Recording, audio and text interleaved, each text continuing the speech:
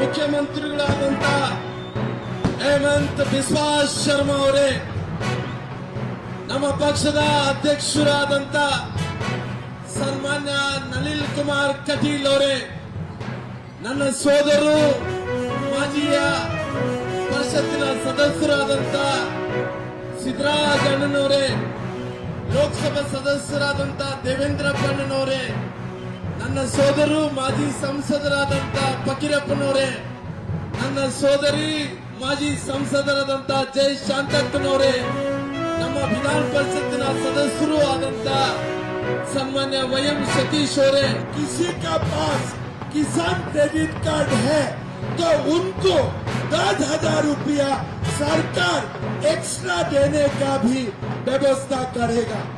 मैंने ये भी देखा हूँ कि प्रधानमंत्री कृषक सम्मान निधि से कर्नाटक का कोई सारे कृषक उपकृत हुआ है। आज हमारा कर्नाटक विकास का रास्ते में आगे जा रहा है। कांग्रेस हम लोग को गुमराह करने का कोशिश करेगा, लेकिन भाइयों और बहनों, आज देश में कोई जगह में कांग्रेस नहीं है।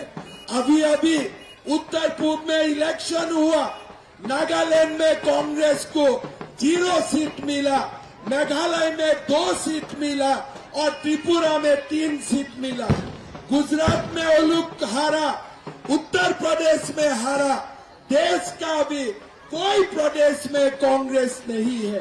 हमें देश को कांग्रेस मुक्त करना है, इसलिए हमें कर्नाटक में भी दोबारा बीजेपी को जिताना है, नरेंद्र मोदी को जिताना है, भारत को विश्व गुरु बनाना है।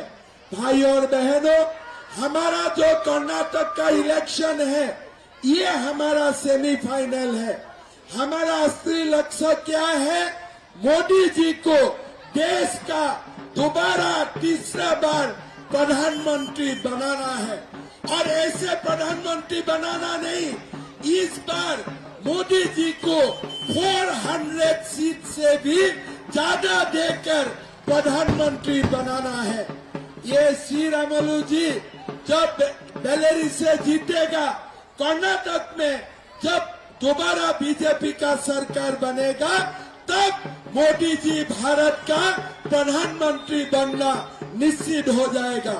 मैंने 2 दिन बेल्लेरी में रहा, लोगों का दिल में श्रीरामुलु जी के लिए इतना प्यार और मोहब्बत, मेरा मन को बहुत शांति मिला है।